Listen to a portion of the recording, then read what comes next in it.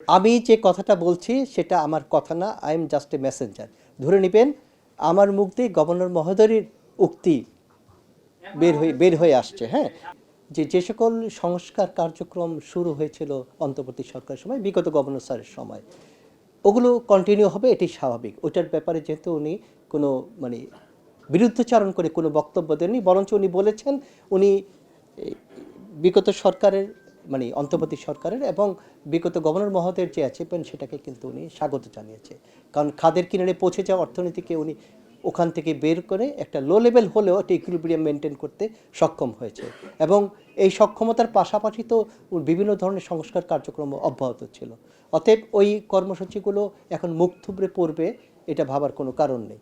উনি ওগুলিই কন্টিনিউ করে যাবেন এবং এর সাথে হয়তো বা কোনো চেঞ্জ আসতে পারে, কোনো নতুন কোনো পারসেপশন যোগ হতে পারে। কারণ নতুন সরকারের তো কিছু নিজে পলিটিক্যাল এজেন্ডা থাকবে, ওনার তাদের একটা স্ট্র্যাটেজি থাকবে যে অর্থনীতিটাকে তারা কোথায় নিয়ে যেতে চায় এবং সেই অবস্থায় পৌঁছতে হলে তারা কিভাবে পরিচালিত করলে অর্থনীতি সেই টার্গেটে অ্যাচিভ করা সম্ভব হবে।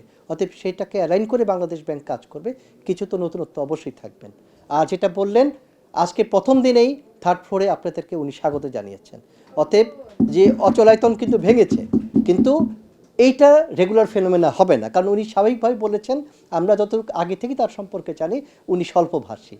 হ্যাঁ, আর এখন যেহেতু উনি রেগুলেটর হয়েছেন, কেন্দ্রীয় ব্যাংকের গভর্নর, তার মুখ তা আগের চেয়ে আরও কম সচল থাকবে, এটা স্বাভাবিক। তবে মিডিয়া বান্ধব উনি থাকবেন, কেন্দ্রীয় ব্যাংক মিডিয়া বান্ধব না, এই মেসেজ যাতে না যায় এটাও আমার দ্বারা উনি আপনাদেরকে এনশিওর করতে বলেছেন।